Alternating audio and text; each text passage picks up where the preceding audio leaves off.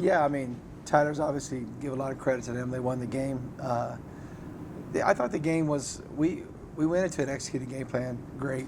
I mean, we had control of the game throughout a lot of the game. I thought defensively we did the things that we needed to do against them. We knew they were going to shoot a lot of threes, so our deal was just getting more contested threes against them. I mean, because that's part of their game. Offensively, we felt we could get downhill and get to the hole, and we did. We shot a lot of free throws. Unfortunately, didn't make enough of them, you know. And even down the stretch down there, we executed our stuff offensively really well, got the looks we needed, just couldn't knock them down. And so it was an unfortunate ending because I thought we played well enough, played hard enough to win the game, just weren't able to pull it out. But, again, give credit to them for making the plays at the end. Overall, what would you grade the season be? What's that?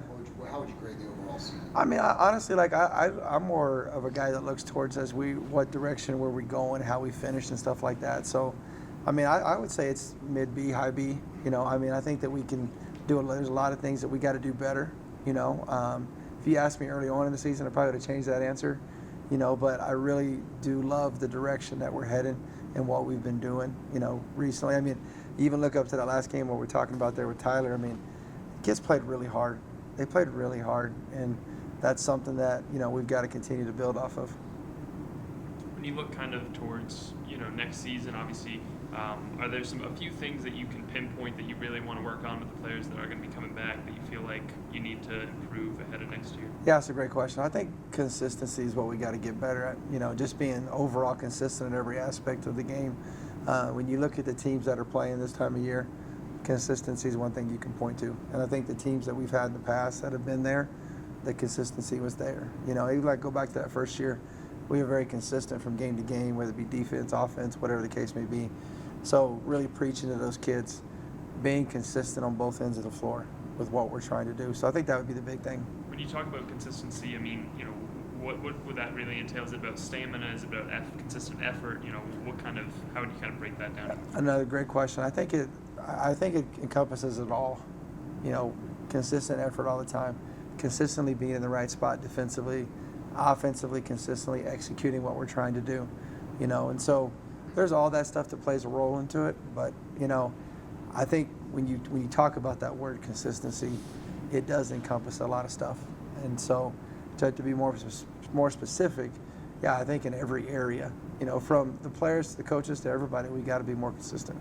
Coach, how quickly do you get into stuff for next season, kind of meeting with the players that are coming back, recruiting, just things like that? Right, great question. So we're in obviously spring break this week, you know, so the girls, and then NCAA, whenever your season ends, it's a mandatory 2 weeks, whatever. So as soon as that's up, we'll meet with the players and stuff, and then at the end of the day, we'll move forward to our off-season stuff, which is just getting, you know, more of we get like 8 hours a week, you know, so just kind of get some more getting in the weight room more with Coach Ramey and really developing what the kind of brand that we want to play for next year, sending them home with that over the summer. That way they can get those things worked on and then getting back here. Because, I mean, you know, we always get to this time of year whenever your season finishes, whether it's the NCAA tournament before, you're like, oh, next season, but then it comes around so fast. I mean, next thing you know, you're starting to talk about it. So trying to build up that stuff already right now is going to be important for us. Kind of building on that, you already added a big local talent to take on Bell. You know, look at the transfer portal, maybe find a few pieces. Yeah, absolutely. I mean, DJ, like we're going to keep everything open. You know, we've got some pieces that we feel like we need to fill. So recruiting, I mean, whether you want it to stop or not, it's 365 days. It really is. I mean, it's year round. So we're going to be hitting that hard and looking at what we have, what we need. We love the pieces we have coming back. A lot of these young kids made a lot of really good strides this year. We are excited, you know, with the kids that you mentioned that we've signed already. We're excited about those kids, but still feel like we need to add 2 or 3 more pieces for sure.